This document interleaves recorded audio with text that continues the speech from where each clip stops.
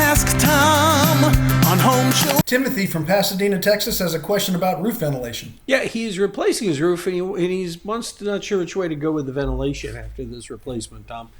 He says, I'm replacing an 18-year-old home's roof. It has 7 box vents.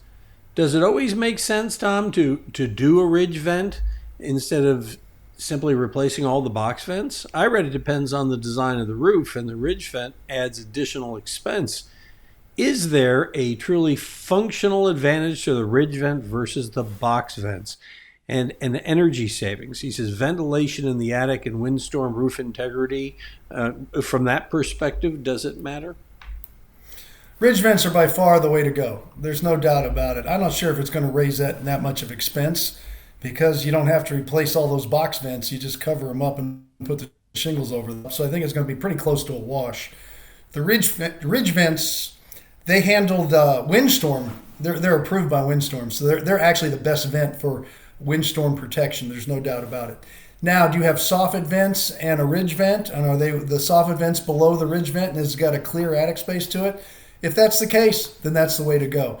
If you were going to take a ridge vent and put it on a house, let's say a straight gable, and then you take, let's say, a turbine or a air hawk, which is a slant back square vent, which you call box vents. I have a feeling that's what you're referring to. I don't have a picture, but I have a feeling that's the way the term you're using. So, Tom, what about, okay, we got that set up, but what about the questions we get that people want to also augment that ventilation with like a solar attic fan? In what situations do you use one of those?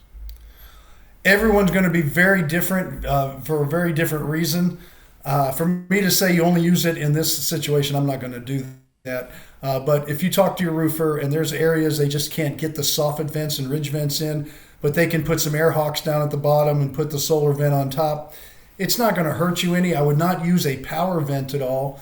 But if that's the only thing they can do, then that's it. I know a lot of people try to sell them, but the question that mentioned energy savings, you're not going to save anything on your energy really to have one of those big solar vents, and they're probably somewhere between $400 and $600 to install. So it's going to take a long time for you on an attic ventilation upgrade, if it's an upgrade, to do that. I really don't find a lot of places, and it's hard for me to say, but when you're experienced, you'll go, oh yeah, that's a good place for it. You'll see it. It comes to you. So if you're dealing with a good roofer, then he will see it too. I don't think in his case he's going to need it.